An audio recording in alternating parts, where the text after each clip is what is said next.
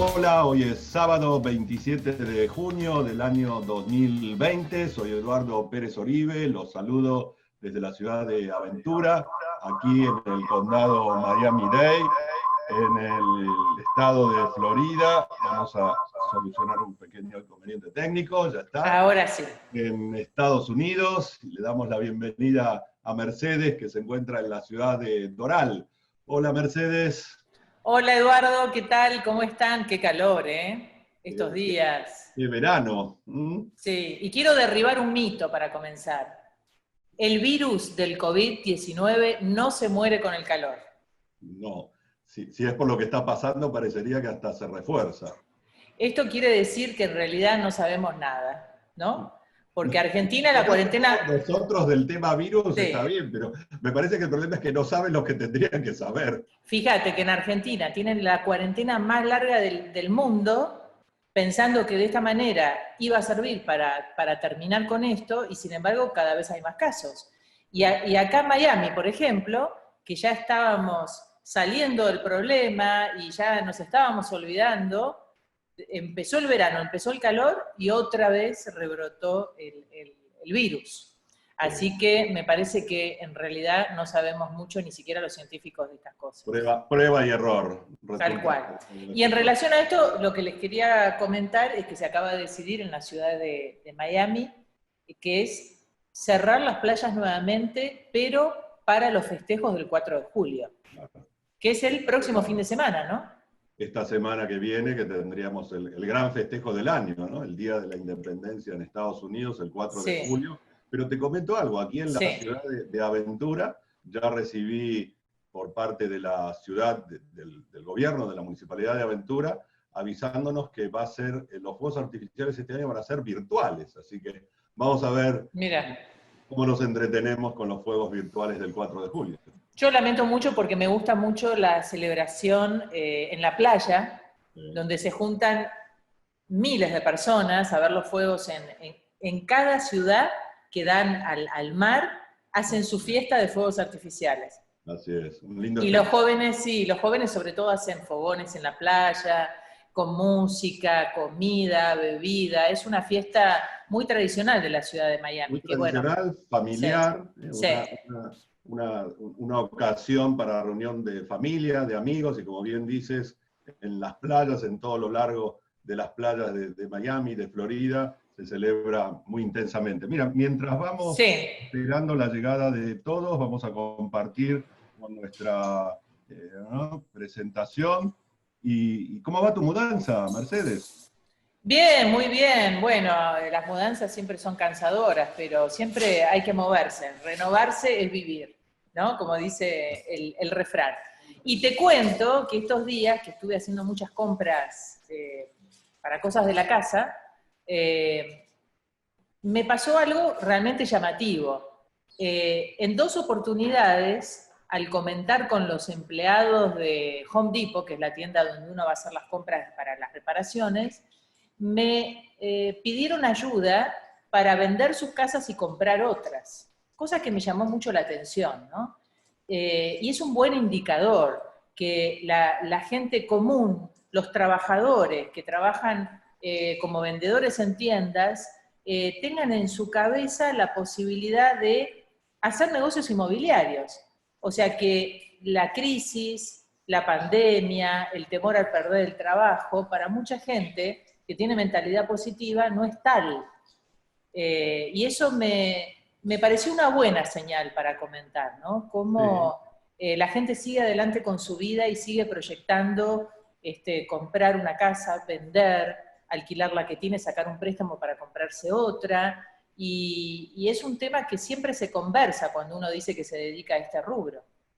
Sí, en verdad siempre llama la atención, más allá de la cantidad de personas que nos dedicamos a la actividad en esta parte del país, el mercado es tan grande, tan dinámico, que lo que estás contando de Home Depot, en este caso, una cadena enorme de venta de productos de construcción y de ferretería, y que durante esta temporada de prácticamente más de 3 meses que llevamos de cuarentena no ha dejado de trabajar, ha sido uno de los lugares que ha estado abierto, y bueno, la construcción, como mencionábamos también se mantuvo en sus niveles de actividad, así que todo ese personal que está allí en Home Depot seguramente también está buscando oportunidades que se presentan, y por eso en cuanto te ven y les comentas que te dedicas al tema, allí Así tendrás es. una larga lista de interesados.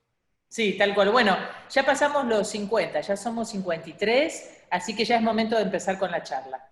Bueno, pues ¿Te vamos a sacar, parece? sí, vamos a sacar esta pantalla por un rato, vamos a conversar sobre algunos temas que tienen que ver, entre otras cosas, con preguntas, preguntas que nos hacen y nos vienen haciendo durante todos los días y las semanas. Mm. Hablando de días y semanas, sería bueno que comentemos también lo que tuvimos en estos días de esta semana que terminó, para nosotros en realidad va a terminar hoy, porque hemos participado en eventos importantes que se hicieron en Argentina, entre ellos la Expo PYME, la Expo de las pequeñas y medianas empresas, y en la Expo EFI, que el año pasado nos tuvo en forma presencial, allí por el mes de abril del 2019, en el evento que se hizo en La Rural, y que es la exposición de finanzas. Bueno, este año participamos en forma virtual de Expo EFI, la verdad que me sorprendió la cantidad de personas que participaron en nuestras charlas y la cantidad de preguntas que hemos tenido. Bueno, la exposición se iba a hacer en La Rural, como todos los años, y ya teníamos los pasajes para participar, como siempre, en la Expo EFI, que es una exposición muy interesante de inversiones y finanzas. Y bueno, terminamos haciéndola vía Zoom, algo que nunca nos hubiésemos imaginado. Pero la verdad, ¿cuántas personas asistieron a nuestra charla A nuestra aproximadamente? charla asistieron, en las dos charlas que tuvimos en EFI, más en unas presentaciones que también hicimos dentro de EFI, y yo diría que estuvimos con alrededor de 2.000 personas participaron en nuestras presentaciones en EFI. Una cantidad sumamente importante. Solamente en una de las presentaciones había alrededor de 1.200 personas. Bueno, esto marca también el interés en los negocios, en las inversiones, en las posibilidades y las ganas de la gente de saber en qué invertir. Y por eso tenemos tantas preguntas siempre Hoy pensamos en responder preguntas, porque siempre nos quedan colgadas un montón de preguntas interesantes de posibles clientes o asistentes a nuestras charlas que merecen una respuesta. Así que los invitamos a hacernos preguntas. Hacernos preguntas por supuesto, cómo encarar una inversión en Estados Unidos, todos los aspectos que siempre comentamos, desde la creación de la LLC, de la compañía, que es el primer paso, hasta el último paso de la cadena, que sería administrar la propiedad que están comprando, ¿no? En el medio, bueno, hay un montón de eslabones, Eduardo. Y en el medio hay un montón de eslabones vinculados con lo que es la adquisición, la administración de propiedades en bienes raíces, pero digamos también que nuestra participación en Expo PYME se debe a que nosotros asesoramos y ayudamos a aquellos que quieren colocar un pie en Estados Unidos, ya sea trayendo su negocio, su profesión, su actividad industrial, y también forma parte de lo que hacemos y los invitamos a que nos pregunten sobre el tema. Si sumamos la cantidad de gente que nos vio entre Expo EFI y Expo PYME, debimos estar rondando las 2.000 personas, y eso significó cantidad y cantidad de preguntas, así que los invitamos a los que nos escuchan ahora a que se sumen también a hacernos preguntas, y nosotros vamos a empezar por una que es, te diría, la que más nos preguntan, y tiene que ver con el tema de compro una propiedad o abro mi negocio en Estados Unidos, o compro una franquicia en Estados Unidos, o llevo mi franquicia de donde esté a Estados Unidos y lo hago a nombre personal. Y la verdad le damos mucha importancia a este punto porque nos hemos encontrado con las dificultades que significa para el que lo hizo de esa manera. El hacer una sociedad en Estados Unidos es un proceso simple, no costoso, y que le va a resolver una cantidad de problemas presentes y futuros. Hemos vivido situaciones con inversores, Mercedes, de los cuales inclusive tenemos alguno que todavía está en proceso de resolución y que depende básicamente de la IRS y de la presentación de sus impuestos, y que todo se debió a que adquirió propiedades a nombre personal. Cuando nosotros conocemos a inversores que nos dicen, no, yo tengo la propiedad a mi nombre, y en muchos casos hasta lo dice orgulloso, y en verdad cometió un grave error, y ese grave error se soluciona iniciando todo el proceso con la apertura, la registración de una sociedad en Florida. Algo que lleva, aún en estas situaciones, hemos abierto sociedades recientemente en este proceso de emergencia sanitaria, y en 2 semanas, 3 semanas, 4 semanas como máximo, se han registrado las sociedades. Ese es un punto fundamental para todo el que quiera iniciar actividades, ya sea de negocios, de inversiones inmobiliarias, aquí en Estados Unidos. Ya tenemos una pregunta de Alex, Eduardo. Bien. En una LLC, si fallece un socio, ¿qué hay que hacer para no pagar el impuesto a la herencia? Bien, esa suele ser la pregunta que siempre nos la hacen así en las presentaciones. De hecho, el otro día, en la presentación con Roberto Macho, el gran asesor en temas de contabilidad aquí en Miami, que participó de nuestra presentación, se lo respondemos en privado. Le invitamos a que nos envíe un WhatsApp y con mucho gusto le decimos cuáles son los pasos a seguir dentro de la ley para evitar esa situación que le podría llevar a tener que pagar hasta el 40% en calidad de impuesto a la herencia a sus herederos. ¿Dónde puede verse la charla que dimos en EFI Week online esta semana?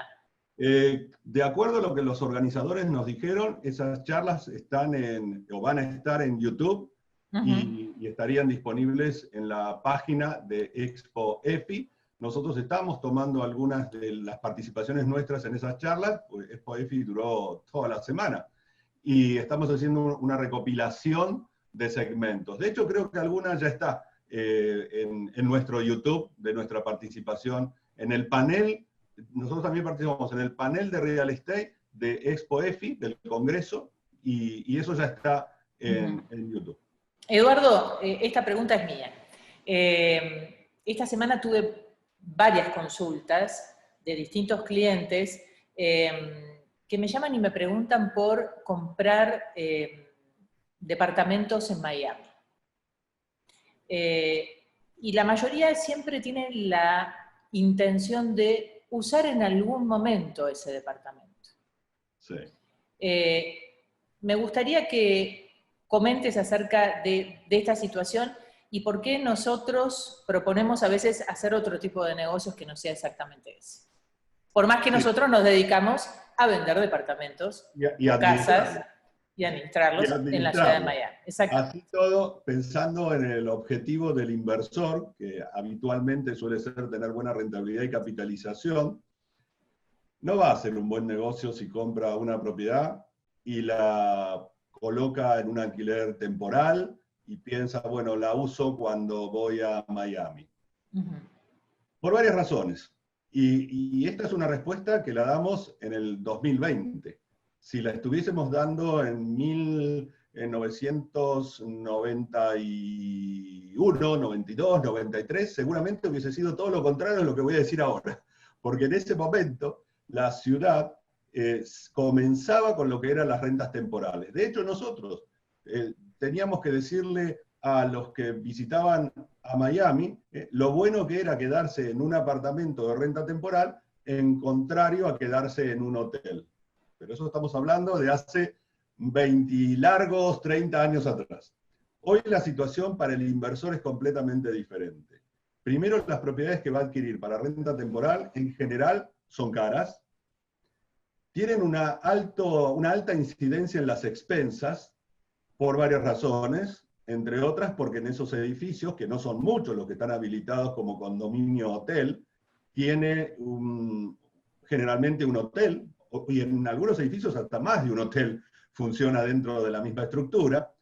Entonces lo que hacen es pintan el edificio con mucha frecuencia, le cambian las alfombras con mucha frecuencia, y le hacen una cantidad de mejoras o sobremejoras que solo lleva a incrementar las expensas de esos edificios. Sí, pero yo voy a viajar con mucha frecuencia a Miami. Bien, por supuesto que si va a viajar con mucha frecuencia a Miami, que si quiere tener sus cosas y decorarlo a su gusto, pasa más por lo emocional, como nosotros siempre decimos, que por el negocio que va a hacer.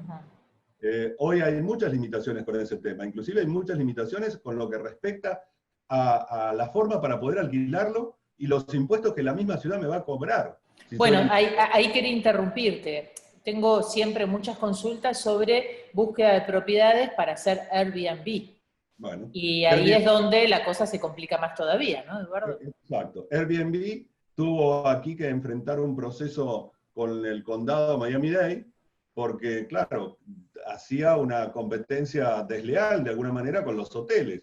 Los hoteles en Miami, de acuerdo a la ciudad, porque es un impuesto que varía de acuerdo a la ciudad, cobran 10, 12, 13% de impuesto, cosa que Airbnb no hacía. Entonces, ante esa situación, hubo unas presentaciones ante el condado de Miami-Dade que niveló la situación de Airbnb y de otros similares para que también tuviesen que pagar ese impuesto. De hecho, nosotros administramos propiedades y las manejamos en renta temporal. ¿Qué tuvimos que hacer con esas unidades? Registrarlas en la ciudad. Y las registramos en la ciudad como si fuese un hotel. Y de hecho tienen un permiso, aunque sea una sola unidad, para funcionar como un hotel. Y sobre eso se paga impuestos, igual que lo haría un hotel. Con lo cual, eso que existe de, me compro una propiedad y la alquilo por Airbnb, en los números le va a dar un resultado fantástico. En la práctica, la verdad es que no. De hecho, tenemos muchos clientes que han adquirido en su momento propiedades para alquiler temporal, turístico, diario, semanal o mensual, y hoy optan por alquilarlo de manera anual y sacarse el problema de encima y no estar pendiente de un trabajo de hotelería, entre comillas, que es complejo y que tampoco no es para nada rentable. No, y tiene otro ingrediente, y es el desgaste que sufre una propiedad cuando está manejada como si fuese un hotel. O sea, claro. Una cosa es, tengo un inquilino que se queda 365 días al año, y otra cosa es, tengo un inquilino cada 365 días. O sea, sí, todos los días, perdón. Por eso el consejo es, si viene a Miami, vaya a un hotel, pero invierta en algo que le dé buena rentabilidad, ¿no? En un lugar donde vaya a obtener rentabilidad y capitalización, repito, a no ser que quiera tener su propiedad en tal lugar, en tal dirección, con tal vista. Perfecto. Para eso no hay ningún tipo de discusión y nosotros inclusive lo vamos a alentar y le vamos a buscar la propiedad que busca. Pero si lo que está necesitando es tener rentabilidad y capitalización, no es el momento para hacerlo. Sí. Y aquí me da lugar para otra pregunta que nos suelen hacer. A ver. En estos días me la han repetido varias veces. ¿Qué pasa si compro una propiedad en Jacksonville? Y la verdad es que me sorprendió, dije, alguien habrá comprado una propiedad en Jacksonville, y entonces se va de boca en boca diciendo que ahora en Jacksonville hay oportunidades. Están atrasando por lo menos 6 años. Es lo mismo que Tampa. ¿Qué pasa si compro una propiedad en Tampa? Y va a atrasar 6 años, 5 años. O sea, es algo que tendría que haber hecho mucho tiempo atrás. Ya pasó el negocio. Ya pasó el negocio. Tengo muchas preguntas ya, ¿eh? Preguntas. Raúl pregunta, ¿puedo invertir ahora $50.000 en un negocio que más tarde me sirva para aplicar para una visa E2? Sí, le va a servir de antecedente. Si, por ejemplo, compra una propiedad, la arregla, nosotros nos podemos ocupar de la búsqueda y del arreglo, todo eso le va a servir el día de mañana cuando reúna lo que Migraciones dice, hizo una inversión sustancial. Y recordemos que una inversión sustancial para Migraciones no significa una cantidad de dólares determinado, sino un plan de negocios que lleva a que finalmente Migraciones considere que esa persona tiene que vivir en Estados Unidos para llevar adelante su proyecto.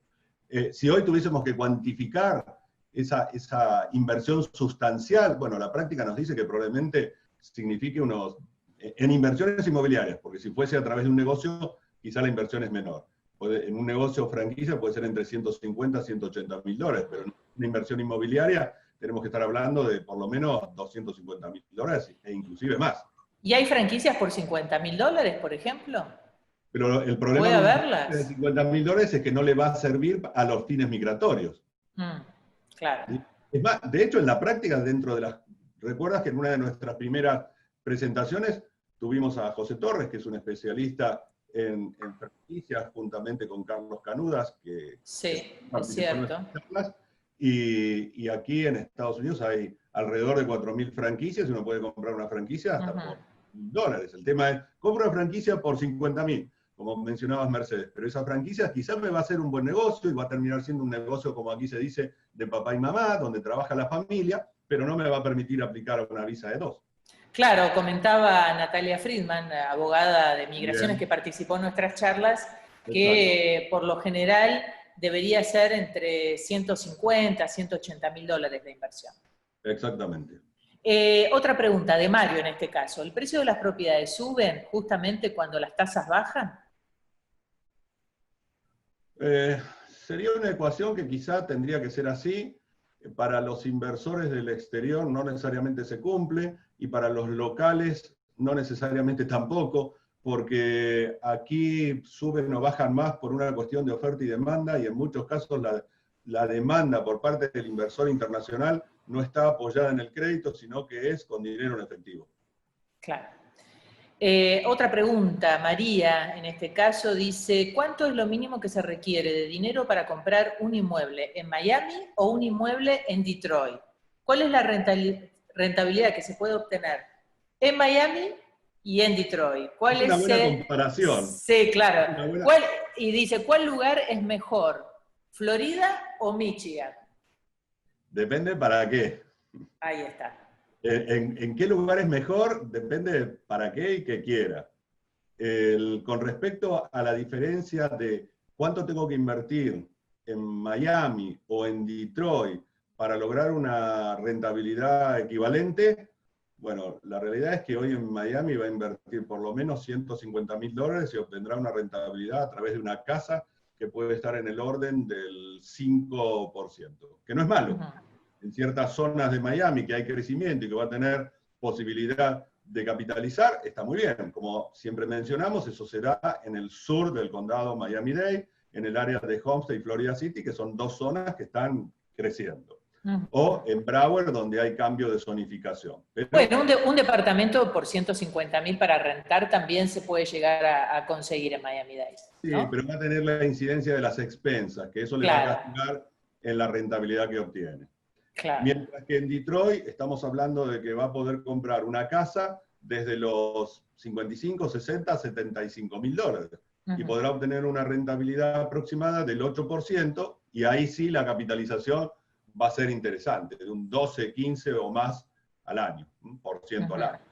¿Y qué lugar es mejor? Bueno, depende. Yo para vivir me quedo en Miami, llevo aquí 31 años y la verdad es que no lo cambio, y sin embargo Tony, que nos debe estar escuchando, dirá, yo me sigo quedando en Detroit, que es el lugar que me gusta porque hace frío. Y para los Tal que cual. no conocen y no han escuchado nuestras presentaciones anteriores, Tony es el manager de la oficina en Detroit, vive allí en Detroit desde hace 20 años con su familia. Enseguida les vamos a mostrar el antes y después de una casa que Tony acaba de terminar de arreglar hoy. Hoy sábado se terminó de arreglar y ya se las vamos a mostrar cómo estaba antes y cómo está ahora, para que vean cómo es el trabajo que se hace habitualmente.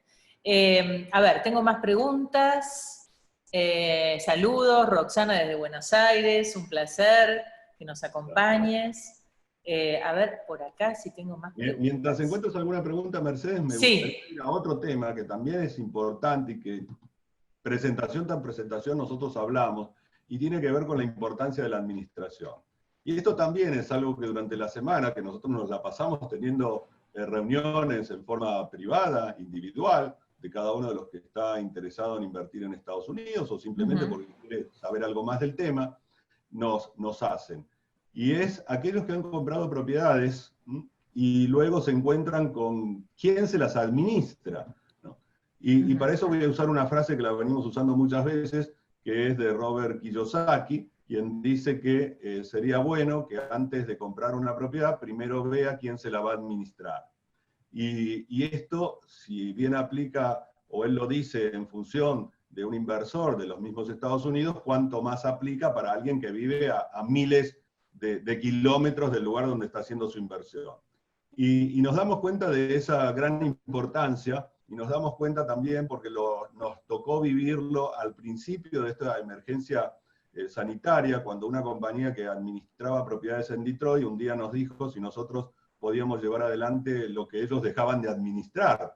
Entonces, qué importante es tener una administración que tenga una estructura, que conozca del tema, que tenga las licencias, que pueda responder, y no alguien que ocasionalmente administra propiedades, un día decide, bueno, no administro más, y ahora ¿qué hacen? Eduardo, ¿seguimos con preguntas? ¿Te parece? Sí, claro. Mirta pregunta, ¿por qué sería un error tener una propiedad a nombre personal? Y si es fácil y rápido abrir una cuenta de banco. Bien, sería un error si es un inversor, porque no sería un error, al contrario, sería conveniente que lo tuviese a nombre personal si es su residencia principal. Eso quiere decir si es la casa donde vive al menos 183 días en el año. Eso es para una persona que piensa emigrar a Estados Unidos y vivir Correcto. Permanente, ¿verdad? Correcto. Para poder aplicar al beneficio del homestead, que es una excepción impositiva, que hace que el valor catastral de la propiedad no se pueda incrementar más del 3% por año, o el índice de costo de vida, lo que sea menor, y en la práctica suele ser menor al 3% el índice de costo de vida, y eso es lo máximo que se le incrementaría el valor catastral de la propiedad. Para ello hay que ser residente o ciudadano y tener esa casa declarada en el condado al que pertenece, y ese es el gran beneficio de tener una casa como homestead. Pero eso aplica a cuestiones muy particulares. Soy residente o ciudadano, vivo 183 días y es la casa donde vivo. Para un inversor que no va a reunir esas características y que inclusive no va a comprar la casa donde vive, sino la casa para generar rentabilidad y capitalización, o inclusive porque la va a tener de vacaciones, si no la hace a nombre de una sociedad, primero va a tener una cuestión impositiva, y es que no va a poder deducir gastos que los puede imputar a una sociedad y no los va a poder justificar a nivel personal. Tiene una cuestión de responsabilidad civil, si pasa algo en la propiedad o al inquilino mientras alquila la propiedad, ese inquilino podría ir contra todo el patrimonio de esa persona física, mientras que si la propiedad está a nombre de una sociedad, bueno, irá contra la sociedad y nada más. Y después tiene un tema hereditario, como siempre mencionamos, y que los invitamos a que nos escriban por privado y les decimos cómo manejarlo. Perfecto, tengo más preguntas, Eduardo, dame un segundo, que ya...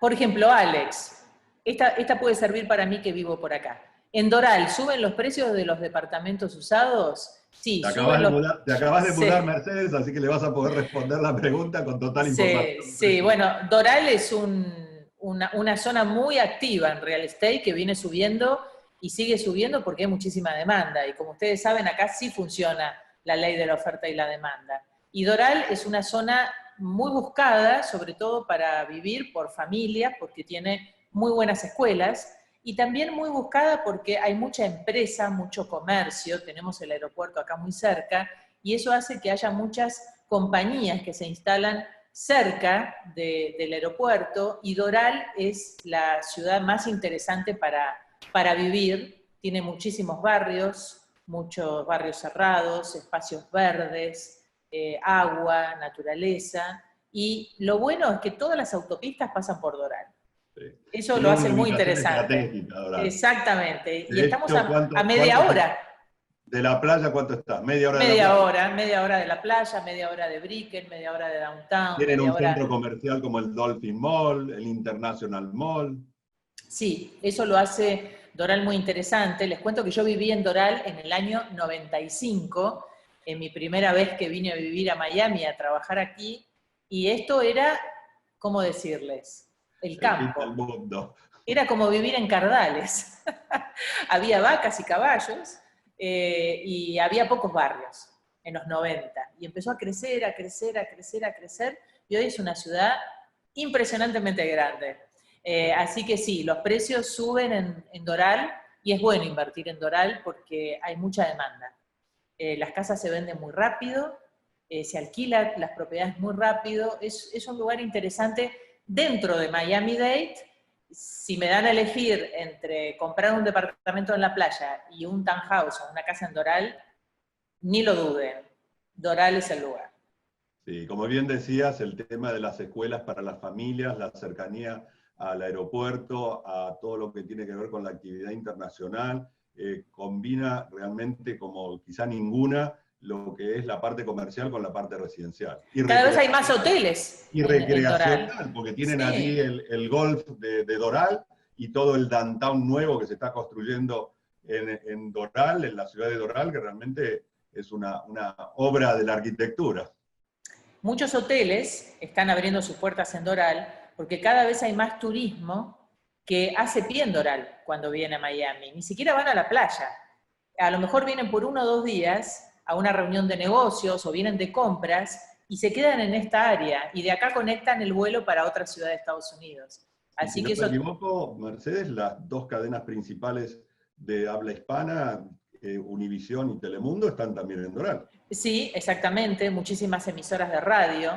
Esta zona está creciendo mucho y se está expandiendo. Tenemos el Turnpike, tenemos la I-95 cerca, tenemos el Palmetto, la 836. ¿No? Y mencionando radios, digamos que también tenemos nuestra radio en Doral. Nuestra radio En también. Miami tiene su base en Doral y es la radio por la cual se está transmitiendo también nuestra presentación. Así que le mandamos un saludo a Jesús, que es el encargado de mantener activa todo el movimiento de nuestra radio. Martín nos hace una pregunta sobre Detroit. Dice, ¿qué tipo de inversor tiene que ser para invertir en Detroit? ¿Lo ves como conservador? ¿Cuáles son los principales riesgos respecto al desarrollo de la ciudad? ¿Hay oportunidades en departamentos de Pozo? Entiendo que esto aplica para Miami. Vamos Sí. a empezar con el tema de oportunidades de apartamentos. Detroit es una ciudad que se caracteriza por ser de construcción baja, de casas de 2 pisos, con un sótano, jardín adelante, jardín atrás. Eso es lo que generalmente uno se encuentra en Detroit. No quita que hay algunos edificios y no quita que hay edificios que se transforman en condominios o en co-op, donde allí uno puede adquirir unidades. De hecho, nosotros administramos unidades en edificios de condominios. Clientes nuestros han comprado apartamentos en unidades de condominios y clientes nuestros han comprado edificios para transformarlos en co-op y en un futuro en condominio. Y luego de esta pregunta, Mercedes, me gustaría si podemos hablar un poquito sobre el tema de los edificios también. Sí. Con respecto a qué tipo de inversor llega a Detroit, bueno, la verdad es que se sorprendería, porque cuando las personas se acercan a nosotros, inclusive inversores, clientes nuestros que tienen propiedades en Miami, nosotros le hablamos de Detroit, bueno, es tan atractivo Detroit que aunque la persona sea la más conservadora, por usar el mismo término que usó la persona que hace la pregunta, termina decidiendo en invertir en Detroit porque ¿cuál es el riesgo que ofrece una ciudad que está en pleno crecimiento, que salió de una bancarrota y que recibe, como ha recibido, miles y miles de millones por parte de inversores, por parte de empresas, y que es una ciudad industrial en pleno crecimiento y sobre todo ahora en la nueva situación que se va a vivir en el mundo, en la relación entre China y Estados Unidos? Entonces, yo creo que pasa más por darse cuenta de dónde está el negocio. Y con este tema también me gustaría agregar a alguien que el otro día, después de participar en una de nuestras presentaciones en EFI, nos escribió por WhatsApp. Y él nos dijo, la terminología que usó fue algo así como, me acaban de abrir la cabeza. Yo estaba pensando en invertir en Orlando, creo que estaba pensando en invertir, y ahora me doy cuenta de que las oportunidades están en otro lado. Sí, es así. Uno puede que se haya quedado con una versión de hace unos años atrás y se pierde las oportunidades que hoy el mercado presenta. Claro, teniendo en cuenta que esto es muy dinámico, ¿no? Entonces siempre nosotros estamos obligados a ver dónde está el negocio y buscar oportunidades para nuestros clientes inversores. Y el día que deje de estar en Detroit se lo vamos a decir, así como les hemos dicho a nuestros inversores, es hora de irse de tal lugar y empezar en tal otro. Bueno, ya es hora, ¿eh? Son 5:30, 6 menos 25. Creo que es momento de mostrar lo que habíamos preparado, o todavía tenemos para algunas preguntas. Me gustaría antes hablar sobre el tema de edificios, porque también perfecto. Y entre nosotros primero, y nos gustaría transmitírselo a los que nos escuchan interesados en el tema de edificios, que ha despertado muchísimo interés y muchas llamadas y consultas durante todos estos días. y es que de alguna manera hemos decidido que vamos a tomar como una especie de lista de prioridades de aquellos interesados en adquirir edificios, porque si algo nosotros hacemos es no avanzar un paso más de lo que podemos resolver. Y si nos ponemos a reparar cantidad y cantidad de edificios, la realidad es que vamos a terminar teniendo un problema y ese problema se le va a trasladar al inversor y no queremos que ninguno tenga un problema. Así que, de alguna manera, no quiere decir esto que no vamos a ofrecer más edificios. Lo que quiere decir es que lo vamos a hacer a un ritmo diferente a medida que vayamos avanzando con las construcciones, remodelaciones y todo lo que hoy tenemos en cartera. ¿Cuántos edificios Mercedes se han vendido en el último mes? Bueno, yo creo que desde que empezó la cuarentena ya perdí la cuenta de la cantidad de edificios. Pero estamos hablando de no menos de 6, 7, 8 edificios. Sí, sí, es cierto. Entonces, en verdad, les agradecemos mucho a todos los interesados y les pedimos que se sigan interesando, que vamos a tomar nota y que los vamos a colocar en una lista de prioridades para poder seguir avanzando. Esta semana, por ejemplo, estuvimos con Tony buscando edificios y recorriendo y visitando edificios que en este caso ya estaban reparados y alquilados. Sí, esa es otra opción, los que ya están. Sí, que es interesante porque comprás una propiedad que ya está generando ingresos y no tenés que esperar que se repare, que se busquen los inquilinos, etc.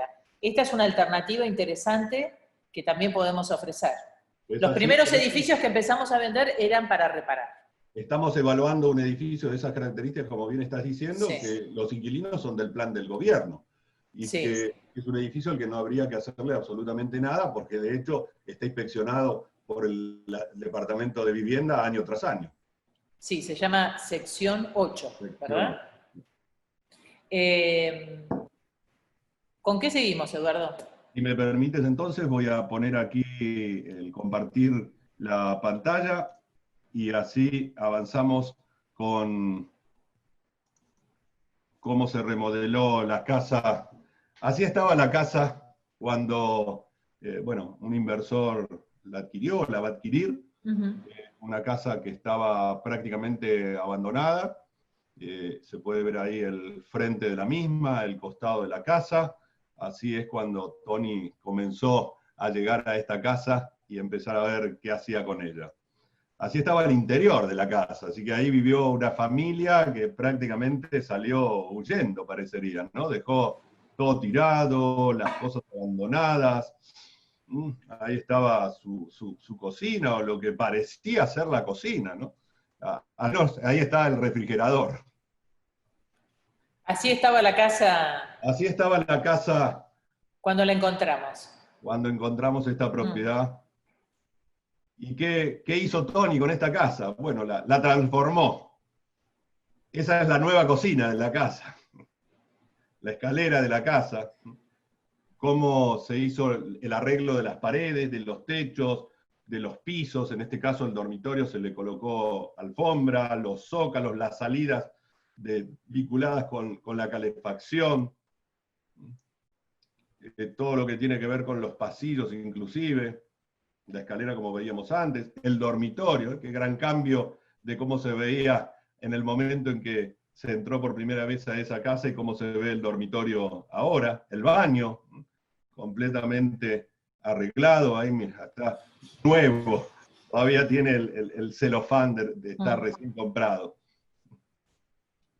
Y así se ve la casa actualmente. En las ventanas nosotros le dejamos la protección hasta que el inquilino se mude. El inquilino que, por cierto, ya está para mudarse.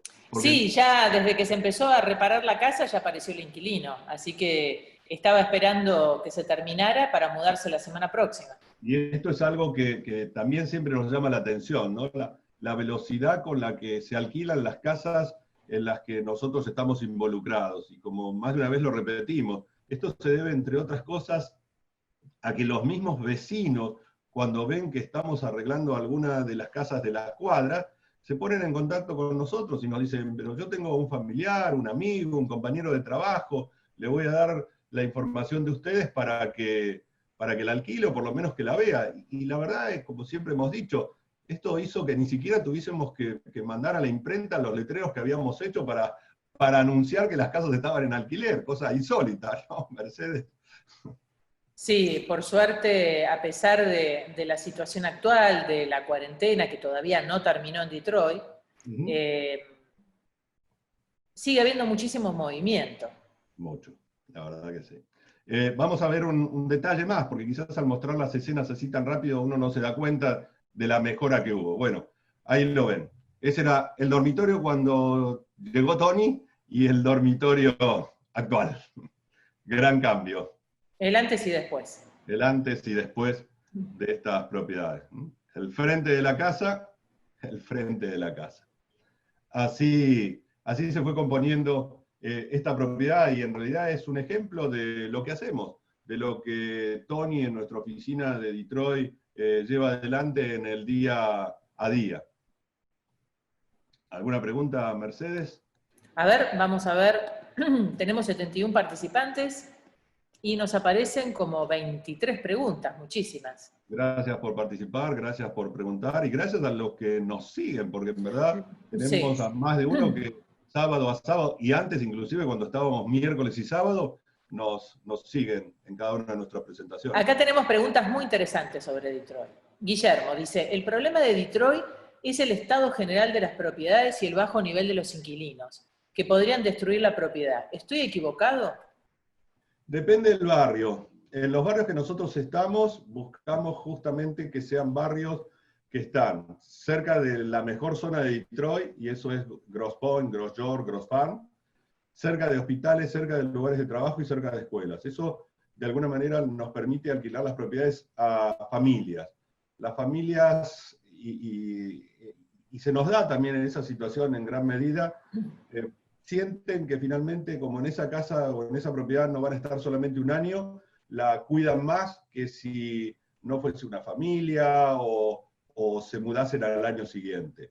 De todas maneras, no quita, y hemos tenido algún problema en algunas propiedades donde lamentablemente la gente, bueno, no se comportó como era de esperar. Nosotros tenemos un sistema, ese sistema nos permite hacer una evaluación de los inquilinos. De hecho, ayer, Mercedes, hicimos una evaluación de un inquilino para una propiedad en Miami, creo que en menos de 24 horas o en 24 horas estaba ya todo el reporte de crédito, el reporte de su antecedente criminal si lo tenía, y el reporte de si había tenido eviction anteriormente. El sistema nos dice cuál es la situación, nos muestra toda la información vinculada con ese potencial inquilino, que en este caso finalmente se convirtió en inquilino, y así es como seleccionamos a los inquilinos para minimizar cualquier riesgo que pueda existir, como bien está nombrando. Germán pregunta sobre este tema, ¿cómo es el tema de la seguridad, la criminalidad, que era muy, muy alta en el momento de la bancarrota? Bueno, la bancarrota fue en 2013. Sí, correcto. Sí, bueno, en esa época la verdad que Detroit era algo parecido al Far West, y hoy en día hay zonas que ya no son el Far West, pero tampoco son tan seguras. Nosotros le escapamos a administrar propiedades y a ofrecer propiedades que están en esa zona. ¿Qué va a pasar con esa zona? Recuerden que la ciudad de Detroit tiene una extensión en la cual cabe Manhattan, San Francisco y Boston. O sea, es enorme como superficie. Y hay barrios que difícilmente se van a recuperar. De hecho, la ciudad lo que está haciendo es comprar casas, demolerlas y convertirlos en jardines, en parques. Y eso se va a seguir dando. Hay áreas en Detroit donde nosotros en nuestras recorridas nos damos cuenta, y cuando vamos a la ciudad lo confirmamos, de que ese es el destino final que va a tener las propiedades en esos lugares. Acá nos están pidiendo si podemos comentar acerca de los números. Por ejemplo, ¿cuánto vale esta casa? ¿Cuáles son los gastos? ¿Y a cuánto se puede alquilar? Perfecto. Esta casa tiene un valor de venta, Mercedes, quizá lo tienes más actual que yo en este momento. Sí, $65.000. $65.000. Esta casa se va a alquilar en el orden de los... Ya está alquilada en $800. De hecho, ya está alquilada. Esta casa ya está alquilada en el orden de los $800. Hoy se terminó, así que ya la semana que viene se muda el inquilino. Ya se mudará el inquilino coincidiendo con el 1 de julio. Tiene como gastos el seguro de la propiedad, que ronda entre $65 y $70. tiene nuestra administración, que es el 10% del valor del alquiler cobrado, tiene el impuesto a la propiedad, que ronda aproximadamente un 1,75-2% del valor de la propiedad, calculemos $1.200 aproximadamente. Al año. Anual. Uh-huh. Y después nosotros en los cálculos de rentabilidad le incluimos algunos imprevistos que pueda surgir. Eso le va a llevar a que tenga una rentabilidad entre el 8 y el 10% de una propiedad con estas características. Y eso, si bien es atractivo, la realidad nos muestra que la capitalización de casas de esta naturaleza, de hecho, nosotros hemos vendido casas similares a estas en el orden de los 71, 75 mil dólares. Con lo cual, quien adquirió esta propiedad, la reparó, y hoy ya está en condiciones de cobrar alquileres, porque el inquilino va a entrar a partir del 1 de julio, bueno, ya capitalizó. Tal cual. Tenemos que aclarar que en este momento estamos vendiendo las casas ya reparadas y rentadas, en su gran mayoría a nuestros clientes inversores, porque de esta manera rápidamente pueden empezar a percibir los ingresos por la inversión que hacen, que es una inversión baja por otra parte, y que para comprar esta casa ni siquiera tienen que moverse de su casa en Buenos Aires, por ejemplo. Así es, y también vamos a recordarles que en verdad nosotros le buscamos la propiedad que el inversor quiere. Nosotros como brokers, tanto en Florida como en Michigan, no tenemos un stock de nuestras casas y las vendemos, sino que buscamos, analizamos en forma conjunta el perfil de ese inversor y buscamos aquella propiedad que se ajusta a su objetivo. Quiero lograr rentabilidad, quiero lograr capitalización, necesito comprar propiedades porque voy a sacar una visa de inversor, necesito comprar propiedades porque en algún momento me voy a ir a vivir. Nosotros se la buscamos, esa medida. No le ofrecemos lo que tenemos, sino que buscamos lo que se ajuste a las necesidades como inversor. Y eso es muy particular de cada uno. Tal cual, hay inversores que prefieren buscar edificios para reparar, o un multifamily, ¿no? Algunos prefieren un dúplex. El dúplex también es una propiedad interesante porque son 2 alquileres en una misma propiedad. Muy interesante porque minimiza el impacto del impuesto, ya que en el mismo lote tiene 2 propiedades. Y suele tener mayor rentabilidad y mayor proyección de capitalización. Acá nos están preguntando sobre el tema impuestos. Vamos si te parece, Eduardo, a poner de ejemplo esta casa. Bien. Imaginando que un inversor de los que nos están escuchando compra esta casa que ya está rentada y empieza a percibir los alquileres el mes próximo. ¿Cómo tiene que estructurar su inversión? Desde el primer paso, ¿cómo sería todo el proceso? Vamos a empezar de cero. Ese inversor, esta es su primera inversión y parte de cero. Lo primero que tiene que hacer es crear una sociedad, como mencionábamos hoy al principio. Obtener el número tributario a nombre de esa sociedad y abrir una cuenta bancaria, que, perdón, quedó una pregunta al principio de cuánto tiempo se tardaba en abrir una cuenta bancaria. Sí. Se tarda aproximadamente 45 minutos. Registra la sociedad, tiene el número tributario, abre la cuenta de banco, adquiere la propiedad, comienza a cobrar alquileres.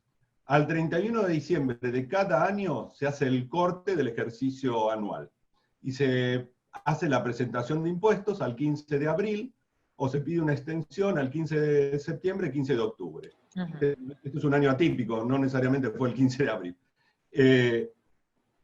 Si hizo las cosas bien, la realidad, y basándonos en ese principio que mencionábamos hoy, que la IARES considera que durante los primeros años la propiedad le va a dar pérdida, la realidad es que no va a pagar ningún impuesto. Va a hacer una presentación de impuestos, pero no va a pagar impuestos. Dentro de la ley. ¿Por qué no va a pagar impuestos? Porque va a imputar a la sociedad todos aquellos gastos que haya hecho el inversor, no necesariamente relacionados con su propiedad, porque la sociedad tiene como objeto social todo aquello no prohibido por la ley. Y yo siempre doy algunos ejemplos como pueden ser: vivo en la ciudad de Santiago, en Chile, tomo un avión, me voy a Roma, ese pasaje aéreo, esos gastos que voy a tener de hotelería, de comidas, ¿lo puedo imputar a mi sociedad en Estados Unidos? Sí, lo puedo imputar, porque si nos basamos en el principio que dice que la sociedad se dedica a todo aquello no prohibido por la ley, perfectamente me pude haber tomado un avión en Santiago de Chile, ir a Roma, tratar de hacer algún negocio para mi sociedad en Estados Unidos, y todos esos gastos van a ser imputables a la sociedad. Entonces, el tema de impuestos, la realidad es que es fácilmente manejable dentro de la ley. Y repito, dentro de la ley. Y voy a expresar una frase que Warren Buffett ha dicho hace tiempo, y creo que hasta la repite, y es que él proporcionalmente paga menos impuestos que su secretaria dentro de la ley. Y Warren Buffett es uno de los hombres más ricos del mundo. Así que si uno se maneja y conoce todos los principios que aplican al manejo de una sociedad aquí registrada en Estados Unidos, bueno, la verdad es que nosotros tenemos clientes que llevan 8 o 10 años y no han pagado impuestos dentro de la ley, habiendo hecho las presentaciones año tras año. Acá nos pregunta Guillermo, ¿se puede comprar una casa destruida o para reparar? Y si nosotros nos ocupamos de los trabajos de reparación y la rentamos y la administramos. Sí, perfecto. Los invitamos a que vengan. Nosotros nos encargamos de buscarle la propiedad si gusta y ustedes se la arreglan, ¿sí? Perdón, se la arreglan y se la administran. Sí, no, Guillermo preguntaba si nosotros nos ocupábamos de ese trabajo. Perdón, disculpe, Guillermo. Sí. Sí, nosotros nos ocupamos, prestamos un servicio integral, y Tony, que es la persona que he nombrado hoy, es nuestro manager allí en Detroit, tiene sus licencias de construcción y todos los equipos para poder repararlas. De hecho, esta casa la reparó él. Sí, y en muy poco tiempo. A ver, ¿qué otra preguntita? Como se nos va acortando el tiempo, Mercedes, me gustaría, busca por allí alguna otra pregunta que no esté repetida, comentar un poco sobre la importancia de acceder a un sistema que nosotros tenemos, que es un sistema de administración de propiedades, y que le permite al inversor hacer un seguimiento permanente de su propiedad. Y aquellos que estén interesados en invertir con nosotros y quieran comunicarse, por favor que lo hagan, porque nos gustaría mucho explicarles el funcionamiento de este sistema, inclusive a los que ya son inversores, clientes nuestros, que quizás no dominan mucho el manejo del sistema, que es muy sencillo, se puede manejar hasta desde el mismo teléfono, y le permite obtener una serie de reportes que le muestra cuál es el estado, cómo va evolucionando su inversión, e inclusive a fin de año le permite tener un reporte que es el que le entregamos al contador para que haga la liquidación de impuestos. Con lo cual, ahí hay una cantidad de información que es muy útil, que no necesariamente los inversores las aprovechan, y que está disponible en forma inmediata hasta de un teléfono, como mencionaba. Así que es muy importante, entre los reportes que este sistema brinda está el Rental Owner Statement. Y ese reporte nos permite, inclusive manejándolo al custom made, hecho por uno mismo, bueno, quiero de tal fecha a tal fecha, cuál fue el movimiento de mis inversiones, cuánto ingresó, cuánto salió, qué se imputó, qué estoy obteniendo. Y en este punto también quiero hacer hincapié en que ese Rental Owner Statement es quizás el reporte más importante que se obtiene de este sistema, y que en definitiva es el que nosotros una vez al año, como mencionaba, lo imprimimos y se lo enviamos al contador para que se base en él, en el movimiento de cada una de las propiedades de nuestros clientes inversores. Bueno, vamos a cambiar ahora un poquito el eje. Nos están preguntando, Marcelo, ¿cuál es la mejor zona para comprar un departamento sobre la playa en Miami? Hay muchas millas, si no me equivoco, de playa en el estado de Florida. Así que va a depender mucho. Él, de todas maneras, dijo en Miami. Sí, yo podría decirle, sobre mi gusto. Es una experta en playa. Bal Harbour sigue siendo el mejor barrio sobre la playa de Miami, por lo menos el más elegante, el más refinado. Pero, por ejemplo, al lado de Bal Harbour, pegadito, hay un barrio que ha crecido mucho últimamente, que se ha puesto muy lindo, que se llama Surfside, que es un buen lugar. Y además hay una pequeña isla pegada a Bal Harbour que se llama Bay Harbor, que ha crecido muchísimo, que uno puede ir caminando hasta la playa, y no es tan caro como Bal Harbour. Después tenemos Sunny Isles, que se ha poblado de torres de hiperlujo y de una vida comercial impresionante.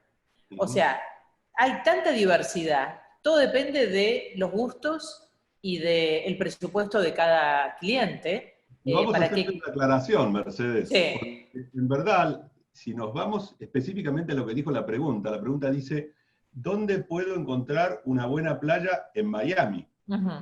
La ciudad de Miami como ciudad no tiene playa. El condado Miami-Dade, el condado Miami-Dade está compuesto por unas 30, 32 ciudades, de las cuales Miami es una de ellas. Nosotros también nos referimos en general a Miami como Miami y sus alrededores, pero vale la pena aclarar que la ciudad de Miami como tal no tiene playa, porque las playas, por ejemplo, más cerca de Miami están en Key Biscayne, y Key Biscayne es una ciudad independiente que forma parte del condado Miami-Dade. Bueno, es que uno dice Miami Beach y piensa en Miami en general, ¿no? Y en realidad es otra ciudad, Miami Beach. Miami Beach va desde la calle 1 de Collins hasta la calle 88, que es donde comienza Surfside. Y Surfside va desde la 88 hasta la 96, que es donde comienza Bal Harbour. Hay una variedad, y como bien dijiste, es muy distinto la playa en Bal Harbour que la playa en Surfside, y están uno al lado del otro. Sí, bueno, y ni hablar con South Beach, ¿no? Que es otro mundo totalmente distinto. Ahí está nuestra oficina, así que el que busque ruido y movimiento tiene Lincoln Road, Collins, Ocean Drive y toda esa zona donde, bueno, las playas son amplias, pero también están muy pobladas. Y además, por ejemplo, los precios varían tanto de la primera línea de playa a la segunda, a la tercera, y si nos metemos unas cuadritas para adentro, va modificándose totalmente, ¿no? El monto y, por supuesto, el estilo de edificación también. Completamente. Es muy variado, pero la playa va a depender mucho de lo que busque, de lo que quiera y qué tipo de vida quiera llevar. Muy bien. Nos quedan algunos minutitos, Eduardo. ¿Nos quedó algo en el tintero? Nos quedan pocos minutos, en verdad. Sí, sí, sí. Bueno, los invitamos, por supuesto, a contactarnos por cualquier tipo de inquietud, de consulta. Lo que hemos propuesto en nuestras presentaciones es cumplir el horario, porque la verdad que le agradecemos muchísimo a los que nos siguen. En algunos casos nos hemos extendido 10, 15 y hasta 17 minutos, y bueno, sabemos que los que nos escuchan tienen otras cosas que hacer, y nos parece que es un abuso de nuestra parte cuando seguimos hablando y hablando. Así que si algo vamos a hacer, y nos lo hemos propuesto en las presentaciones, es en cumplir nuestro horario de las mismas. Sí, y también les ofrecemos la posibilidad de hacer Zoom durante la semana. Nosotros nos comunicamos con nuestros clientes a través de Zoom, y es una buena manera de reunirnos como si estuviéramos frente a frente, ¿no? Así es. Así que, Mercedes, creo que nos queda agradecerles a todos los que hoy han seguido y sobre todo a los que nos siguen desde hace ¿cuántos sábados? 33 creo que. Creo que esta fue la presentación número 34. Esta es la 34. Sin contar todas las que hemos tenido esta semana entre Expo EFI y Expo PYME. Bueno, muchísimas gracias a todos, y el sábado que viene, bueno, seguramente prepararemos algún otro tema para compartir con ustedes. Algún otro tema de actualidad para poder compartir. Gracias, Mercedes, gracias a todos, cuídense y nos vemos. Buen fin de semana. Chau, chau. Adiós.